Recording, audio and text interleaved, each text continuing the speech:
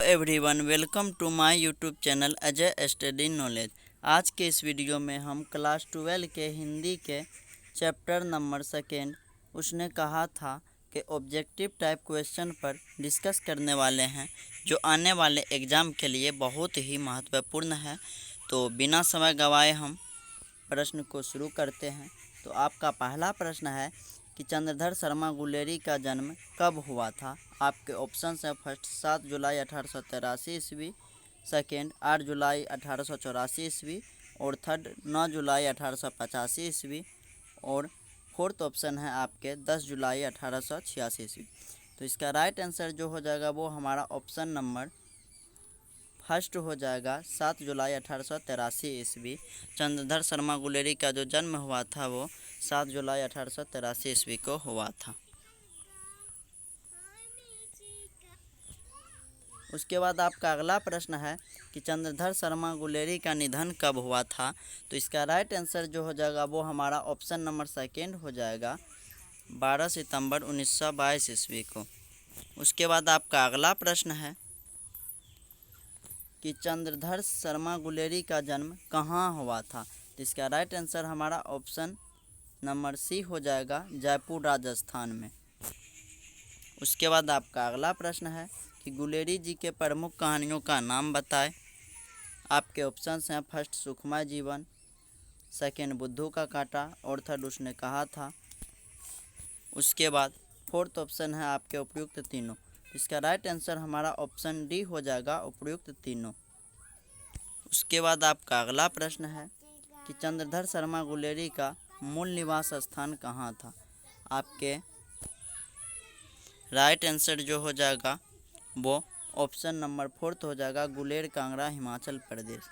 उसके बाद आपका अगला प्रश्न है उसने कहा था कहानी किस वर्ष की रचना है।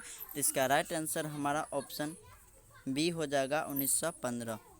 उसके बाद आपका अगला प्रश्न है कि उसने कहा था कहानी की क्या विशेषता है। तो आपके ऑप्शंस हैं फर्स्ट दिव्य प्रेम कहानी, सेकेंड युद्ध कहानी, थर्ड प्रेम पर बलिदान की कहानी और फोर्थ उपयुक्त तीनों। तो इसका राइट आंसर हमारा ऑप्शन डी हो जाएगा उपयुक्त तीनों। उसके बाद आपका अगला प्रश्न है कि किस पाठ में यह युक्ति आई है, मृत्यु के कुछ समय पहले स्मृति बहुत साफ हो जाती है। तो इसका राइट आंसर हमारा ऑप्शन नंबर फर्स्ट हो जाएगा उसने कहा था। उसके बाद आपका अगला प्रश्न है कि उसने कहा था कहानी के लेखक कौन हैं।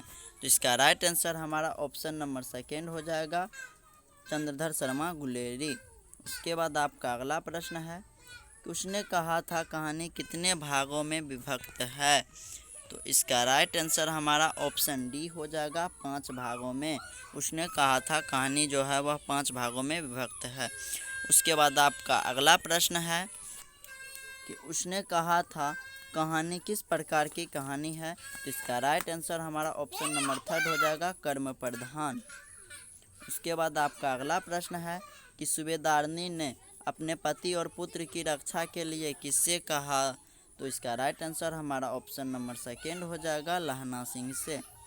उसके बाद आपका अगला प्रश्न है कि पुरानी हिंदी किसकी रचना है। तो इसका राइट आंसर हमारा ऑप्शन नंबर फोर्थ हो जाएगा चंद्रधर शर्मा गुलेरी की। उसके बाद आपका अगला प्रश्न है कि सुखमय जीवन किसकी रचना है। इसका राइट आंसर हमारा ऑप्शन नंबर फर्स्ट हो जाएगा चंद्रधर शर्मा गुलेरी की। उसके बाद आपका अगला प्रश्न है कछुआ धर्म किसकी कृति है। तो इसका राइट आंसर हमारा ऑप्शन नंबर सेकेंड हो जाएगा चंद्रधर शर्मा गुलेरी की। इसके बाद आपका अगला प्रश्न है कि अमृतसर में लहना सिंह के कौन थे। इसका राइट आंसर जो हो जाएगा वो हमारा ऑप्शन नंबर थर्ड हो जाएगा मामा।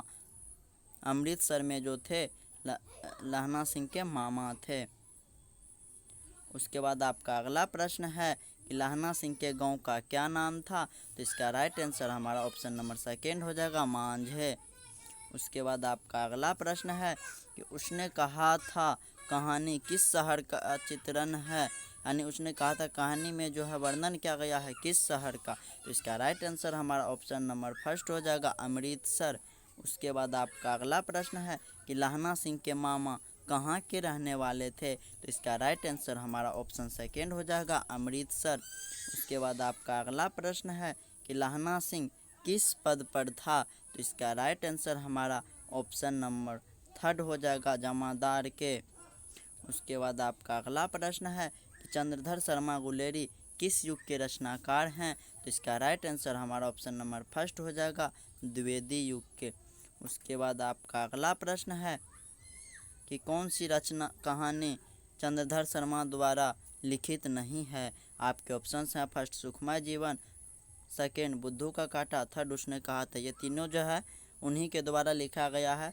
और फोर्थ ऑप्शन जो है कफन, ये उनके द्वारा नहीं लिखा गया है। तो इसका राइट आंसर हमारा ऑप्शन नंबर फोर्थ हो जाएगा, कफन। उसके बाद आपका अगला प्रश्न है कि लहना सिंह किस कहानी का पात्र है? तो इसका राइट आंसर हमारा ऑप्शन नंबर थर्ड हो जाएगा, उसने कहा था।